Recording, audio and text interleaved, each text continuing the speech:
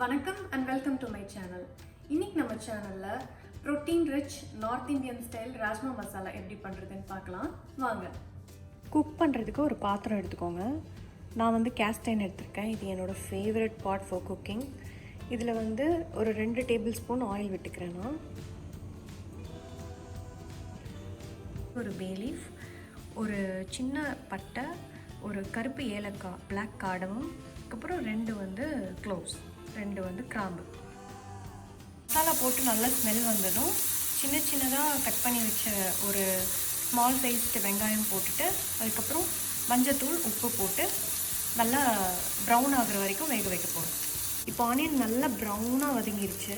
நான் இப்போ 1 table spoon வீட்டிலேயே அரைச்ச இஞ்சி பூண்டு பேஸ்ட் வச்சுருக்கேன். நான் அரைச்சி ஸ்டோர் பண்ணி வச்சுருக்கேன். ஸோ நான் அதை தான் யூஸ் பண்ணுறேன். இப்போ போட்டு இது பச்சை ஸ்மெல் போகிற வரைக்கும் வதக்கிட்டு அதுக்கப்புறம் பார்க்குறேன். இப்போ இஞ்சி பூண்டுலேயும் பச்சை ஸ்மெல் போயிடுச்சு, நல்லா வதங்கிடுச்சு. நான் இப்போ என்ன பண்ணியிருக்கேன்னா ஒரு மீடியம் சைஸ் தக்காளியை அப்படியே பச்சையாக போட்டு மிக்சியில் போட்டு அரைச்சிருக்கேன். இது ஏன் இப்படி போடணும் அப்படின்னா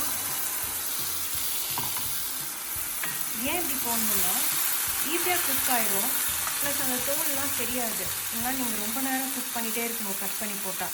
அதனால தான், வேறு ஒரு ரீசனும் கிடையாது. நீங்கள் அப்படியே கூட குட்டி குட்டியாக கட் பண்ண முடியும்னா குட்டி குட்டியாக கட் பண்ணி போட்டுக்கலாம்.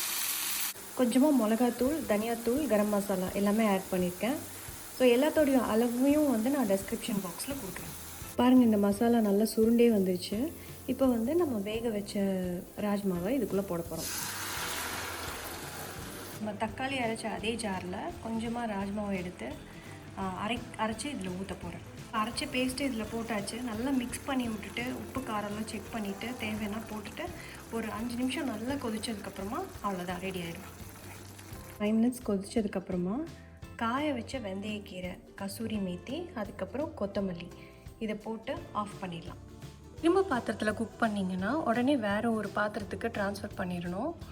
ஸோ நான் இப்போது வேறு ஒரு பவுலுக்கு ட்ரான்ஸ்ஃபர் பண்ணிவிட்டேன். ஒரே ஒரு ஸ்பூன் பட்டரும் ஆட் பண்ணியிருக்கேன். சூப்பர் யம்மியாக ராஜ்மா மசாலா ரெடி ஆயிடுச்சு. இந்த ரெசிபி உங்களுக்கு பிடிச்சிருக்கும்னு நினைக்கிறேன். இது நீங்கள் ரைஸ் கூட, சப்பாத்தி கூட, 2 கூடயுமே நல்லாயிருக்கும். நீங்கள் ட்ரை பண்ணி பாருங்கள். அதே மாதிரி நான் சொன்ன டிப்பை மறந்துடாதீங்க. முடிஞ்ச வரைக்கும் கேஸ்ட் அயர்ன் பாத்திரம் யூஸ் பண்ணுங்கள். ஹெல்த்துக்கும் ரொம்ப நல்லது, சீக்கிரமாகவும் குக் ஆகிடும்.